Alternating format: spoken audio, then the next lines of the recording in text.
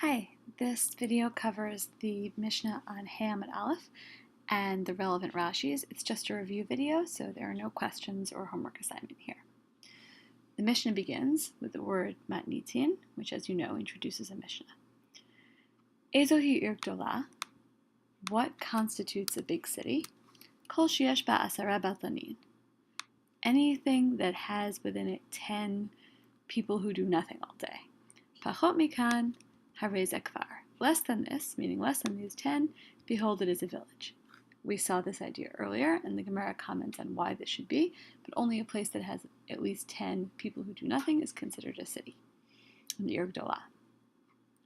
Be'elu amru makdimin v'lo ma'achrin.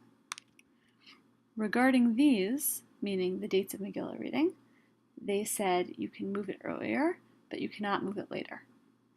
Aval zman atzei kohanim v'tisha b'av v'chagiga v'hakel ma'achrin v'lo makdimin.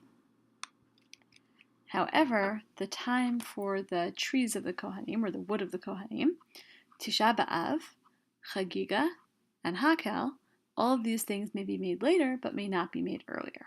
Let's look at some Rashis to figure out what's going on. First of all, Rashi on Be'elu Amru, regarding moving Megillah reading earlier, Rashi just makes this clear to you. Bizmanam Shel Megillah, Amru Makdimin, Im Chal Yudalet B'Shabbat. When it comes to the timing for Megillah, they said, meaning the Tanaim said, that you can move it earlier if the 14th fell out on Shabbat. And there are other instances, of course, as well, but you can move Megillah reading earlier in certain circumstances. Now Rashi is going to explain some of these other cases to you. These are the cases, Zman Atzei Kohanim, Tisha B'Av, Chagiga, and Hakel, are cases in which the Mishnah tells you can only move the date for it later, but never earlier. So here are the cases. Aval Zman Atzei Kohanim v'ha'am, the time of the wood for the Kohanim and the nation. Rashi has this word, v'ha'am, in his girsa. We do not have that word. But Rashi is going to explain this whole phrase to you nonetheless. Ha'amur b'masechet ta'anit, on daf chav chet.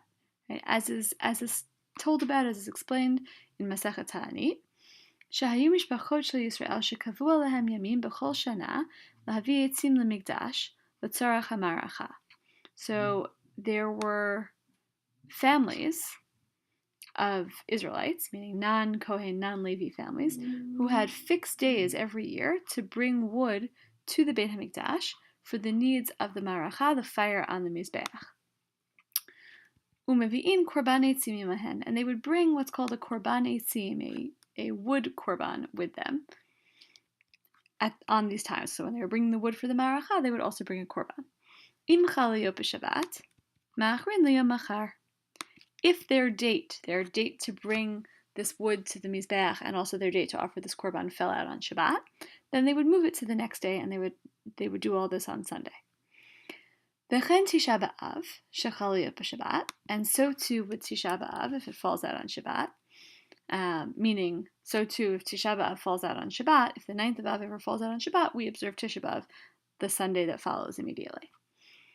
V'hu hadin li Yud Zayin b'Tammuz, and this is also true for Yud Zayin b'Tammuz, another fast day. Ula Asara b'Tevet, and another fast day, Asara b'Tevet. V'hai dinakat Tisha B'Av mishum dehuchpelu bo tzarot. And the reason that the Mishnah mentions specifically, we've had this word before, nakat, right? The reason that the Mishnah specifies, not underline, it's two members of vocabulary, the reason that the Mishnah specifies not Tisha B'Av is because there were double tzarot on Tisha B'Av. It was an especially bad day, even worse than Yud Zayin b'Tammuz or Asar b'Tevet. V'hachol mitzanin bo, and everybody fasts on that day. Aval shar tzomot amrina b'Masechet Rosh Hashanah ratzu mitzanin, ratzu ein mitzanin. However, all other fast days, meaning non-Tisha B'Av and non-Yom Kippur, we say in Masechet Rosh Hashanah, those who want to fast can fast, and those who don't want to fast do not fast. This is obviously not how we practice, but this is a stated opinion in Chazal that nowadays you don't have to fast for the minor fast. It's just those who choose do, and those who choose not to do not. Again, this isn't how we paskin. We now accept that we've sort of all accepted it upon ourselves to fast on these days, but this is how it used to be. Anyway, so that's Rashi giving you those cases, explaining to you what exactly Zman Atzei Kohanim is and what it means that we move Tisha B'Av later. Okay, how about Chagiga and Hakel? So Rashi explains these two also. V'Chagiga, im chal Yom Tov b'Shabbat, dochin shalmei Chagiga l'machar. If Yom Tov falls out on Shabbat, then we push the shalmei Chagiga, the shlamim offering, called the Chagiga. It's a sacrifice, it's a korban for Yom Tov. We push it to the next day. So instead of offering it on Shabbat, which is also Yom Tov, you'd offer it that Sunday. Shaharei yesh la tashlumin kol shiva, because it is possible to redo it or to fill it in all 7 days. In other words, the Chagiga offering you're supposed to offer the first day, but if you couldn't offer it the first day of the Chag, you've got 7 days to do it, right? So if it was due the beginning of Sukkot, but you have all of Sukkot to finish it, and ditto for Pesach. So you can push it off to the following day without a problem. V'chen hakel ha'am shehaya b'shana rishona shel shmita b'motzei yom tov ha'achron shel chag. And so too with the mitzvah of gathering the whole people, which was in the first year of the Shemitah cycle on motzei yom tov ha'achron shel chag. So after the last day of Sukkot, Kedichtiv, as it says, Miketz Sheva Shanim b'moed Shnat HaShemitah. This is a quote from Dvarim Lamed Aleph, and this is when it tells you when to have Hakel. It describes the mitzvah of Hakel and tells you when to do it. So at the end of 7 years of the Shnat HaShemitah, at the time of the Shnat HaShemitah, Kedamrinan b'Masechet Sota, as is explained in Masechet Sota. Shehaya HaMelech Koreh b'Torah, Sefer Mishneh Torah, that the king would read in the Torah. He would read the book of Mishneh Torah, which refers here to Sefer Dvarim. V'chol ha'am chayavin lavo lahavi et tapam, and the whole nation was required to come and to bring their young children. Kedichtiv, as it is written, hakel et ha'am ha'anashim v'hanashim v'hataf. Right, gather everybody. That's the mitzvah for Hakel. Everyone has to come for Hakel. U'b'Shabbat i'efshar, and on Shabbat it's not possible. Umavirino tola machar. It's not possible, presumably it's not possible for everyone to come on Shabbat. Maybe it's not possible to bring men, women, and children on Shabbat. But this gathering isn't possible on Shabbat, so if it's supposed to happen on Shabbat, you can do it the following day. Uvegamara Yerushalmi Mefaresh, Tehal lo avdinan le b'Shabbat mipnei habima.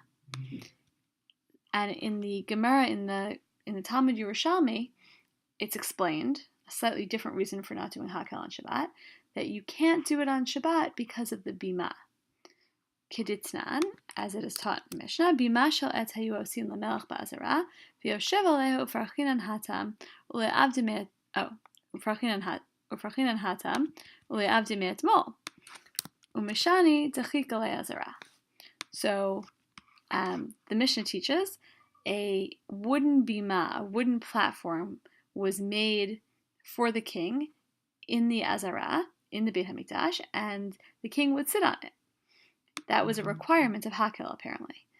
U'farchinan hatam, and the Gemara asks there, okay, so that's not a reason not to do Hakel on Shabbat. Make this platform on Friday, and then the king can sit on it, and you can do Hakel on Shabbat. Umishani, and the Gemara answers, no, the Azara is too squishy. It's too crowded a place. You don't want to make the bima in advance. You want to do it day of, and you can't build a bima on Shabbat. And so that's the reason you can't do Hakel on Shabbat. So we won't get too bogged down on the reasons, but just to make sure that you understand what these cases are, again, all the cases that are listed in the Mishnah as things that get pushed off rather than moved earlier. Those things, again, are these cases up here. Zman Atzei Kohanim, Tisha B'Av, Chagiga, and Hakel. All those things you can move later, but you can't move earlier. Going back to the Mishnah. Afal Pisha Amru Maktimin V'lo Ma'achrin. Even though we said that you can move it earlier and not move it later, meaning going back to Megillah reading, Mutarin Behesped U'V'Ta'anit U'Matanot Le'Avuni. So even though we said you can move it earlier and not move it later, those days, when you do move it earlier, are permitted in hesped and eulogies and fasting. And then there's also matzonot levunim. This clause is a little bit complicated, but it basically means that even though you've moved Purim earlier, so right, you've moved Megillah reading earlier, so these additional days, you're allowed to read Megillah, but they're still not days that have the restrictions of Purim. And so those additional days, those earlier dates, you're permitted to do eulogies, and you're permitted to have fasts if need be, because those days are not treated like actual Purim, even though you're having Megillah reading on those days. And then, based on what we read earlier, you need to say that Matzonot Levunim here falls into a different category. Matzonot Levunim you do on the same day as Megillah reading. So that's why I put the comma there to separate. Maybe you could even put a semicolon. Right? Matzonot Levunim you do on the same day as Megillah reading, but the restrictions against Hesped and Ta'anit don't actually come into play unless it's the actual date of Purim, even though you read Megillah earlier. Amar Rabbi Yehuda. Rabbi Yehuda said, Ematai. When is this true? Makom shenichnasin b'sheni v'chamishi. In a place where they go in on Monday and Thursday. Aval makom she'en nichnasin lo b'sheni v'lo b'chamishi, ein korinata ela bismana. But in a place where they don't go in, not on Monday and not on Thursday, we read it only in its proper time. We've seen this quoted before, this idea that the leniency for the Kfarim to read earlier applies only if they actually do go into the big cities on Monday and Thursday, if that's like a thing that they do normally. And if that's not a thing that they do normally, then they don't get this special dispensation of reading early, and then they read Megillah only in its proper time. Okay, that's the end of the Mishnah. Again, this is just to make sure that you know what the Mishnah means and you know how Rashi translates the cases. We'll stop there.